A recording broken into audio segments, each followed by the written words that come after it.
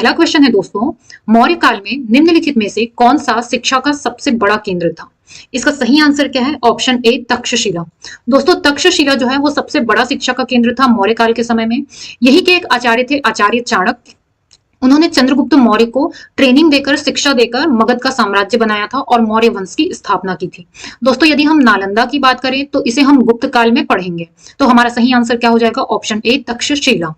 Next question है दोस्तों, निम्नलिखित में से कौन सा अशोक कालीन अभिलेख खरोष्ठी लिपि में है? तो इसका सही आंसर है ऑप्शन सी सहबाजगढ़ी। दोस्तों अशोक के जो अभिलेख हैं वो अन्य लिपियों में भी हैं, जैसे कि ब्राह्मी लिपि, अरमाइक लिपि और एक खरोष्ठी लिपि। खरोष्ठी लिपि और अरमाइक लिपि मुख्य रूप से जो है पाकिस्तान और अफगानिस्तान वाले क्षेत्र में लिखी गई है, और सहबाजगढ़ी जो है वो पाकिस्तान का क्षेत्र है। ठीक है, तो हमारा सही आंसर क्या हो जाएगा? Option C Shahbazgarhi. सहबाजगढ़ी में जो लिपि लिखी गई है, जिस लिपि में अभिलेख लिखे गए हैं, वो कौन सी है? खरोष्ठी लिपि।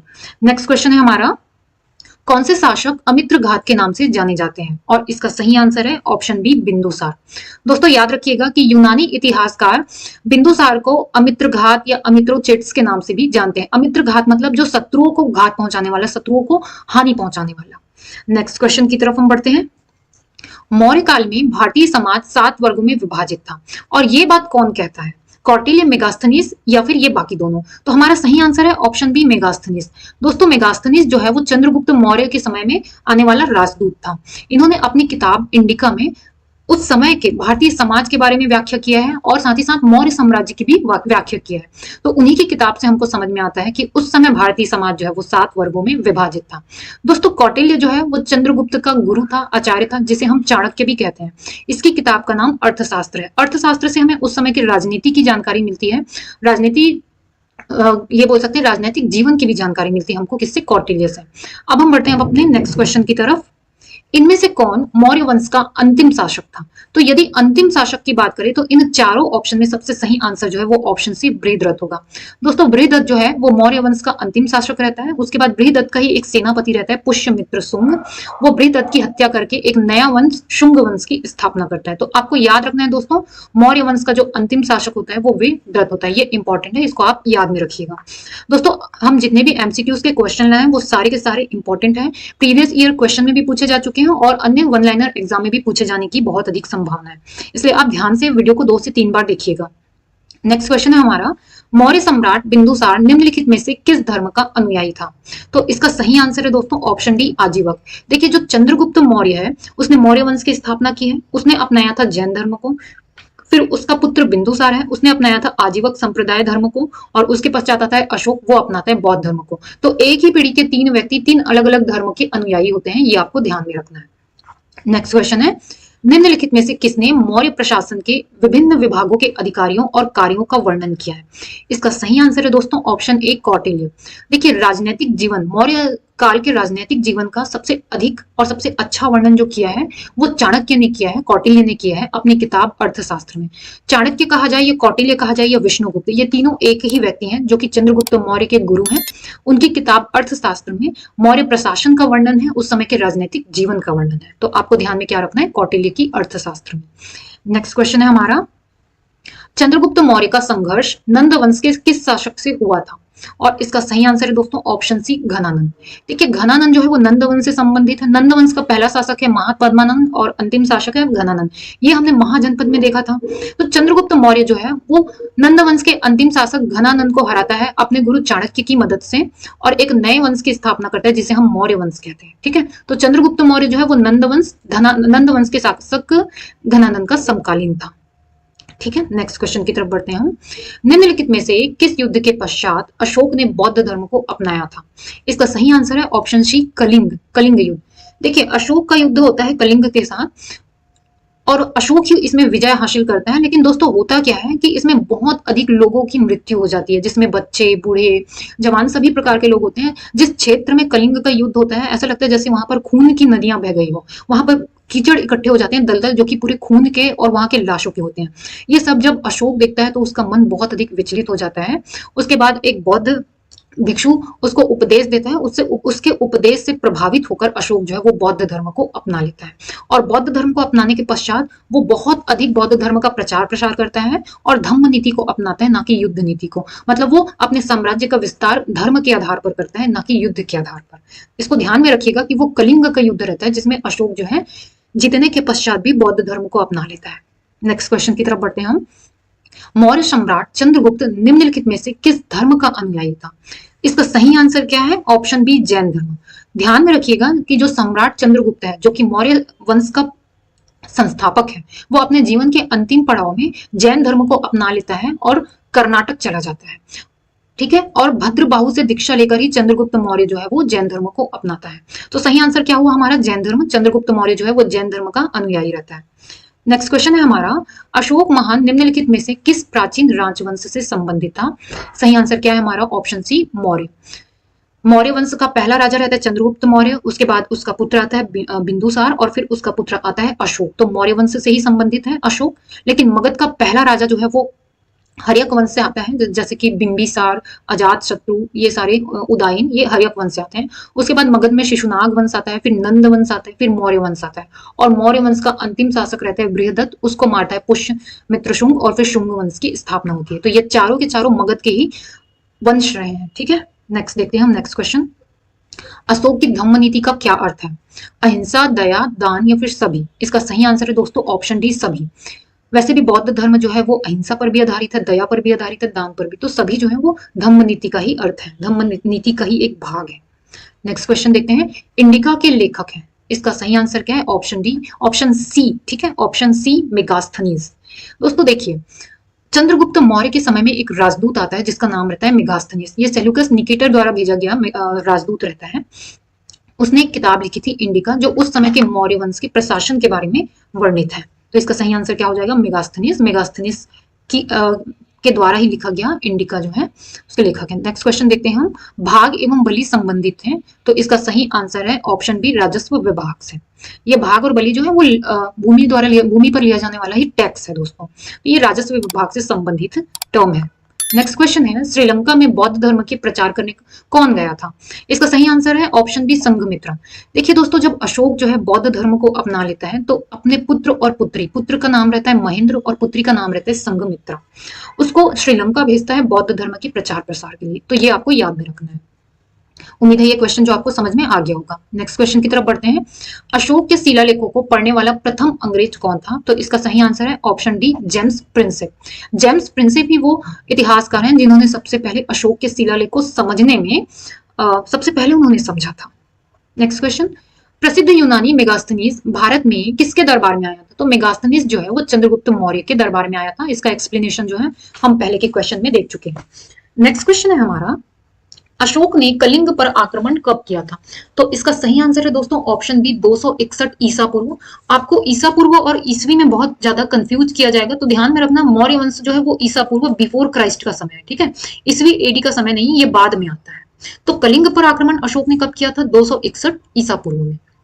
नेक्स्ट क्वेश्चन है हमारा, बिंदुसार का समकालीन टॉलमी द्वितीय कहाँ का था, कहाँ का रहने वाला था? तो इसका सही आंसर है दोस्तों ऑप्शन ए, मिस्र। मिस्र का शासक था टॉलमी द्वितीय और ये बिंदुसार का समकालीन था, ये आपको याद में रखना होगा।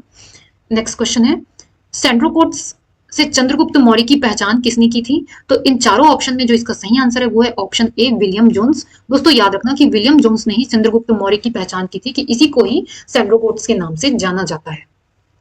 नेक्स्ट क्वेश्चन हमारा, वह अभिलेख जिससे यह प्रमाणित होता है कि चंद्रगुप्त का प्रभाव पश्चिम भारत पर था। तो इसका सही आंसर है ऑप्शन सी, रुद्रदामन का जूनागढ़ अभिलेख।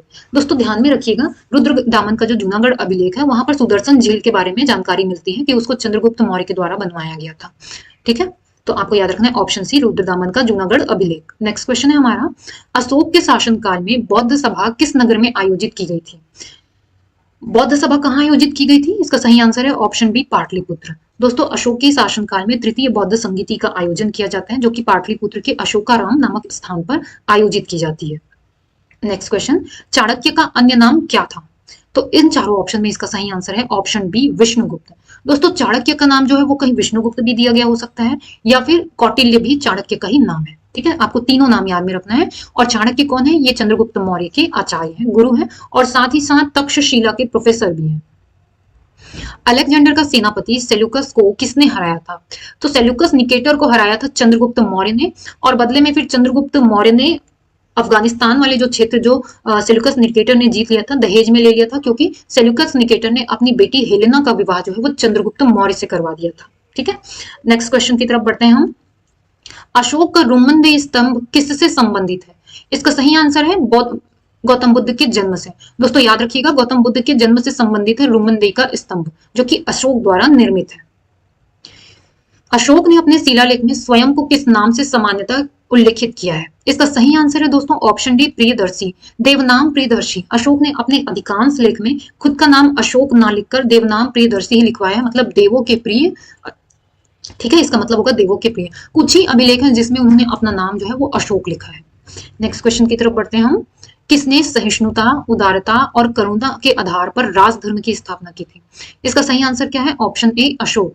दोस्तों अशोक ने जब बौद्ध धर्म अपनाया तब उन्होंने अपने साम्राज्य विस्तार की जो नीति थी, युद्ध नीति, उसको बदलकर धम्म नीति को अपना लिया था, बौद्ध धर्म को अपना लिया था, जिसमें सहिष्णुता था, उदारता था और करुणा था। देखिए बौद्ध धर्म आधारित ही है अहिंसा पर। ठीक है, नेक्स्ट क्वेश्चन है हमारा, अशोक के शिलालेख में प्रयुक्त भाषा कौन सी है? तो इसका सही आंसर है ऑप्शन ए, प्राकृत भाषा। अशोक के अभिलेख जो है वो प्राकृत भाषा में लिखे गए हैं, और प्राकृत भाषा उस समय की आम बोलचाल की भाषा थी, तो उनके द्वारा लिखी गई बातें आम लोगों को बहुत अच्छे से समझ में आए, इसलिए प्राकृत भाषा का उपयोग किया गया। नेक्स्ट क्वेश्चन है हमारा, मौर्य साम्राज्य की स्थापना किसके द्वारा की गई? तो इसका सही आंसर क्या है? ऑप्शन सी, चंद्रगुप्त मौर्य के द्वारा। अर्थशास्त्र की रचना किसने की है? जैसे कि हम देख ही चुके हैं कि अर्थशास्त्र की रचना कौटिल्य ने की है। कौटिल्य की जगह यहाँ पर चाणक्य भी आप ऑप्शन में दिया जा सकता है, तो आपको याद रखना है कि अर्थशास्त्र की रचना किसने की है? कौटिल्य ने। कलिंग युद्ध की विजय तथा क्षतियों का वर्णन अशोक के किस शिलालेख में है? देखिए जब भी यहाँ पर ये बोला जाए ना कि कलिंग युद्ध का वर्णन कहां पर किया गया है, अशोक के कौन से अभिलेख में, तो इसका सही आंसर होगा ऑप्शन डी, अशोक ने अपने 13 नंबर का जो शिलालेख है उसमें कलिंग युद्ध का वर्णन किया है। कौटिल्य के अर्थशास्त्र में किस पहलू पर प्रकाश डाला गया है? तो इसका सही आंसर है राजनीतिक जीवन। कौटिल्य का देखिए दोस्तों, ये अर्थशास्त्र से हमको क्या लगता है कि ये इकोनॉमी से संबंधित है, लेकिन ये इकोनॉमी से भी संबंधित है, लेकिन मुख्य रूप से ये राजनीतिक जीवन पर आधारित किताब है। ठीक है, नेक्स्ट क्वेश्चन है, चंद्रगुप्त ने अपने अंतिम दिन कहाँ गुजारे थे? तो इसका सही आंसर है दोस्तों ऑप्शन ए, श्रवणबेलगोला। देखिए श्रवणबेलगोला जो है वो कर्नाटक में स्थित है। जब चंद्रगुप्त मौर्य जैन धर्म को अपना लेता है तो वो राजपाट अपने पुत्र बिंदुसार को सौंप देता है और भद्रबाहु से दीक्षा लेकर कर्नाटक के श्रवणबेलगोला में चला जाता है। दोस्तों श्रवणबेलगोला में जाकर वो संथारा तपस्या करता है। संथारा तपस्या का मतलब ये होता है कि जब तक मृत्यु ना हो जाए तब तक तपस्या करना, वो भी बिना कुछ खाए पिए। ठीक है, तो आपको ध्यान में रखना है कि चंद्रगुप्त मौर्य जो है वो अपने जीवन का अंतिम दिन जो है वो श्रवणबेलगोला कर्नाटक में बिताता है। मुद्रा राक्षस किसकी कहानी है? तो ये चंद्रगुप्त मौर्य की कहानी है। इसके लेखक कौन है? विशाख दत्त। बढ़ते हैं हम अपने नेक्स्ट क्वेश्चन की तरफ। निम्नलिखित में से किस अभिलेख में अशोक का नाम उल्लेखित है? तो सही आंसर है गुर्जरा। याद रखिएगा गुर्जरा जो है इस अभिलेख में अशोक ने अपना नाम अशोक बताया था, नहीं तो सभी अभिलेख में देवनाम प्रियदर्शी जैसे नाम बताए थे। एक तो गुर्जरा और दूसरा मास्की। ठीक है, इसके बारे में ध्यान में रखिएगा कि अशोक ने अपना नाम अशोक लिखा था, गुर्जरा और मास्की। किस मौर्य शासक ने जैन धर्म अपनाने के पश्चात अपना शासन अपने पुत्र को सौंप दिया था? तो अभी हमने देखा ये चंद्रगुप्त मौर्य जो है मौर्य साम्राज्य के संस्थापक, वो अपने जीवन के अंतिम समय में वृद्धावस्था में जैन धर्म को अपना लेते हैं और अपना राजपाट जो है अपने पुत्र बिंदुसार को सौंपकर श्रवणबेलगोला में चले जाते हैं। नेक्स्ट क्वेश्चन देखते हैं हम। अशोक का उत्तराधिकारी कौन था? तो अशोक के बाद उसका उत्तराधिकारी आता है कुणाल, लेकिन यहीं पर यदि ये पूछा जाए कि मौर्य साम्राज्य का अंतिम शासक कौन था, तो बृहदत्त आंसर होगा। बृहदत्त जो है वो अंतिम शासक होता है, उसको मार के पुष्यमित्र शुंग जो है वो शुंग वंश की स्थापना करता है। नेक्स्ट क्वेश्चन है, आचार्य चाणक्य किस विश्वविद्यालय से संबंधित थे? तो इसका सही आंसर क्या है दोस्तों? ऑप्शन ए, तक्षशिला, जो अभी प्रेजेंट में पाकिस्तान में स्थित है। आचार्य चाणक्य जो है वो वहीं के आचार्य थे, उन्होंने ही चंद्रगुप्त मौर्य को शिक्षा दी थी और उसके पश्चात मौर्य वंश की स्थापना की गई मगध में। नेक्स्ट क्वेश्चन है हमारा, सांची का स्तूप किस कला व मूर्ति कला का निरूपण करता है? तो ये बौद्ध धर्म से संबंधित है। हमारा ऑप्शन बी जो है वो सही हो जाएगा। इसका निर्माण जो है वो अशोक ने करवाया था। किसके शासनकाल में डायमेकस भारत आया था? तो दोस्तों ये क्वेश्चन जो है वो आप लोगों के लिए, जिस भी क्वेश्चन में ये ग्रीन स्टार बना होगा, ये क्वेश्चन आप लोगों के लिए होमवर्क में है। इसका आंसर आप हमें कमेंट बॉक्स में देंगे। दोस्तों साथ ही साथ आप हमें ये भी बताएंगे कि आपको नेक्स्ट वीडियो जो है वो किस टॉपिक पर चाहिए। क्या आप इन सब्जेक्ट की थ्योरी चाहते हैं या केवल ऑब्जेक्टिव चाहते हैं? क्या चाहिए आपको, आप हमें कमेंट बॉक्स में जरूर बताइएगा। नेक्स्ट क्वेश्चन है, मौर्य साम्राज्य में प्रचलित मुद्रा का क्या नाम था? तो इसका सही आंसर है ऑप्शन सी, पर्ण। दोस्तों पर्ण याद रखना, ये उस समय की प्रचलित मुद्रा थी, जैसे कि आज रुपया है ना, उस समय पर्ण था। नेक्स्ट क्वेश्चन है, मौर्य वंश के शासन के दौरान स्थानिक कौन थे? तो देखिए स्थानिक जिला प्रशासकों को कहा जाता था। ये एक अधिकारी होते थे स्थानिक, जो जिला प्रशासक होते थे। अशोक ने किस साधु से प्रभावित होकर बौद्ध धर्म को अपनाया था? इसका सही आंसर है ऑप्शन सी, उपगुप्त। देखिए उपगुप्त जो होता है वो एक बौद्ध भिक्षुक होता है। उसी की बातों से प्रभावित होकर अशोक ने कलिंग युद्ध के पश्चात बौद्ध धर्म को अपनाया था। नेक्स्ट क्वेश्चन है, अशोक का समकालीन तुर्मय कहाँ का राजा था? इसका सही आंसर है दोस्तों ऑप्शन ए, मिश्र। जो तुर्मय है वो अशोक के समय का ही राजा है, जो कि मिश्र का राजा था। सांची का स्तूप किस राज्य में स्थित है? तो इसका सही आंसर है ऑप्शन सी, मध्य प्रदेश। बेतवा नदी के किनारे, दोस्तों याद रखिएगा, बेतवा नदी के किनारे भोपाल से 46 किलोमीटर दूर पर ये स्थित है। और कहाँ स्थित है? ये मध्य प्रदेश में स्थित है। ठीक है, नेक्स्ट क्वेश्चन है, ये रज्जुक थे। तो रज्जुक दोस्तों ये मौर्य शासन के अधिकारी थे। स्पेशली ये अशोक के समय में मौर्य शासन के अधिकारी हुआ करते थे, जिन्हें रज्जुक कहा जाता था। अशोक के शिलालेख किस लिपि में खोदे गए हैं? तो इसका सही आंसर है ऑप्शन बी, ब्राह्मी लिपि। दोस्तों अशोक के जो अभिलेख हैं, एक तो खरोष्टी लिपि में है, अरमाइक लिपि में है और ब्राह्मी लिपि में है। लेकिन मुख्य रूप से जो है वो ब्राह्मी लिपि में लिखे गए हैं। खरोष्टी और अरमाइक लिपि जो है वो केवल पाकिस्तान और अफगानिस्तान वाला जो क्षेत्र है वहां पर पाया गया है।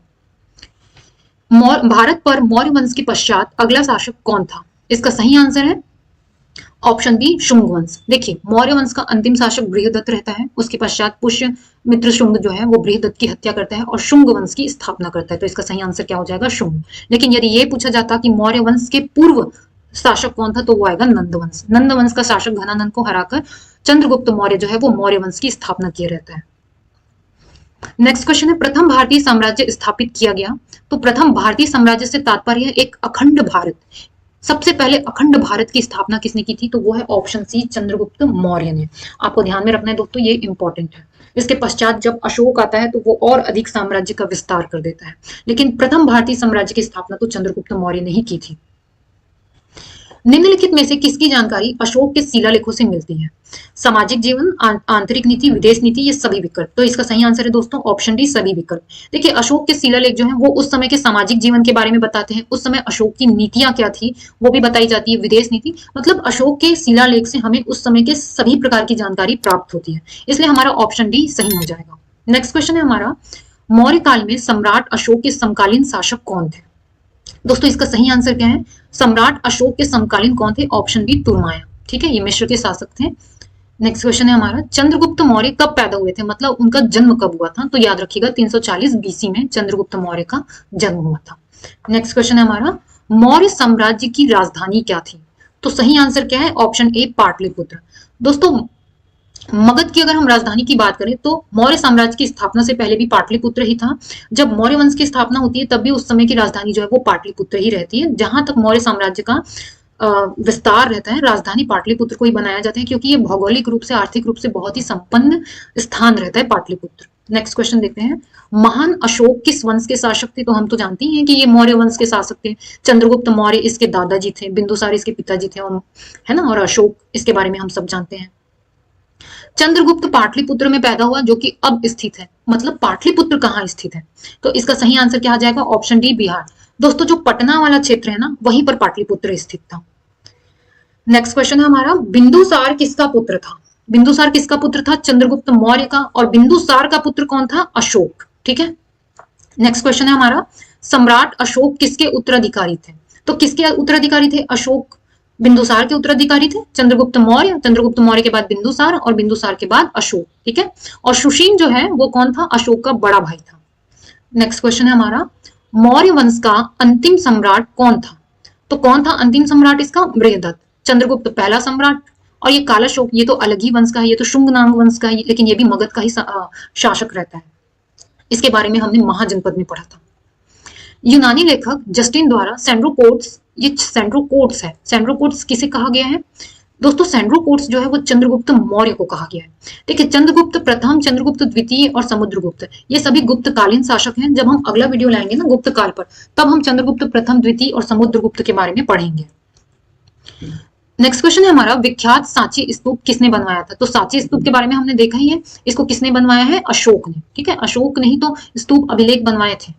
नेक्स्ट क्वेश्चन है, निम्नलिखित में से किस राज्य के सप्तांग सिद्धांत अनुसार राज्य का 7वां अंग कौन सा था?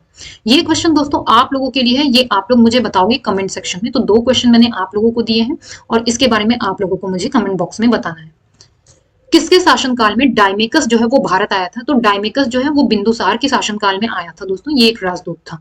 नेक्स्ट क्वेश्चन है हमारा, निम्नलिखित अभिलेखों में से किसमें मौर्य काल की जानकारी भी प्राप्त होती है? तो हमको मौर्य काल की जानकारी किससे प्राप्त होती है? तो रुद्रदामन का जूनागढ़ अभिलेख है, उससे हमें मौर्य काल की जानकारी जो है वो प्राप्त होती है। ये आपको याद रखना है, ये हमारा इंपॉर्टेंट क्वेश्चन है, सुदर्शन झील से संबंधित है ये। निम्नलिखित में से कौन सा अधिकारी मौर्य प्रशासन का भाग नहीं था? दोस्तों ये क्वेश्चन भी आप लोगों के लिए ही है, इसका भी आंसर आप लोगों को कमेंट बॉक्स में देना है। क्वेश्चन आप लोगों से ये इसलिए पूछा जाता है ताकि हमको ये पता चल सके कि आप पहले से कितना जानते हो। ठीक है, नेक्स्ट क्वेश्चन है हमारा, निम्नलिखित में से किस देश से अशोक का कोई अभिलेख प्राप्त नहीं हुआ है? और इसका सही आंसर है ऑप्शन सी, श्रीलंका। दोस्तों भारत, अफगानिस्तान और पाकिस्तान से अशोक के अभिलेख प्राप्त हुए, लेकिन श्रीलंका से हमें अशोक से संबंधित कोई भी अभिलेख प्राप्त नहीं हुआ है। नेक्स्ट क्वेश्चन है, बिंदुसार के शासन के दौरान अशांति कहाँ थी? तो इसका सही आंसर है ऑप्शन सी, तक्षशिला। तक्षशिला में फैली हुई अशांति को शांत करने के लिए बिंदुसार ने सुशीम को भेजा था, लेकिन सुशीम जो है वो शांति स्थापित नहीं कर पाता। सुशीम जो है वो बिंदुसार का बड़ा पुत्र रहता है। उसके पश्चात जब अशोक जाता है तब वहां पर शांति स्थापित हो पाती है। नेक्स्ट क्वेश्चन है, मौर्य दरबार में ग्रीस के राजदूत का नाम क्या था? तो उसका सही आंसर है दोस्तों मेगास्थनीस। चंद्रगुप्त मौर्य के समय में एक राजदूत आता है मेगास्थनीस, और ये जो है अपना एक किताब लिखता है इंडिका, जिससे हमें मौर्य प्रशासन की बहुत अधिक जानकारी प्राप्त होती है। नेक्स्ट क्वेश्चन है, अर्थशास्त्र के लेखक किसके समकालीन थे? तो अर्थशास्त्र के लेखक कौन है? चाणक्य या फिर कौटिल्य? ये किसके आचार्य थे? चंद्रगुप्त मौर्य के। तो हमारा सही आंसर क्या हो जाएगा? चंद्रगुप्त मौर्य। चंद्रगुप्त मौर्य के समकालीन थे कौन? कौटिल्य, आचार्य चाणक्य। नेक्स्ट क्वेश्चन है, मौर्य काल में अर्थशास्त्र के अनुसार सीता का क्या अभिप्राय है? सीता किसे कहा जाता था? इसका सही आंसर है दोस्तों ऑप्शन डी, राजकीय भूमि से प्राप्त आय। राजकीय भूमि से जो भी आय प्राप्त होती थी उसे ही उस समय में सीता कहा जाता था, और इसकी जानकारी हमको आचार्य चाणक्य की किताब अर्थशास्त्र से प्राप्त होती है। नेक्स्ट क्वेश्चन है, सम्राट अशोक का एकमात्र उत्कीर्ण शिला रूप चित्र कहाँ पाया गया है? तो ये कहां पर पाया गया है दोस्तों एकमात्र उत्कीर्ण शिला चित्रगुप्त? तो इसका सही आंसर है ऑप्शन बी, सांची। इसके बारे में आप ध्यान में रखिएगा। नेक्स्ट क्वेश्चन है, मौर्य वंश के तत्काल पहले किस वंश ने आकर मगध राज्य पर शासन किया था? तो मौर्य वंश के जस्ट पहले कौन आया था? नंद वंश, जिसका प्रथम शासक कौन था? महापद्मानंद, और अंतिम शासक कौन था? धनानंद। इसी को ही हराकर मौर्य वंश की स्थापना की गई थी। दोस्तों यहां तक आपका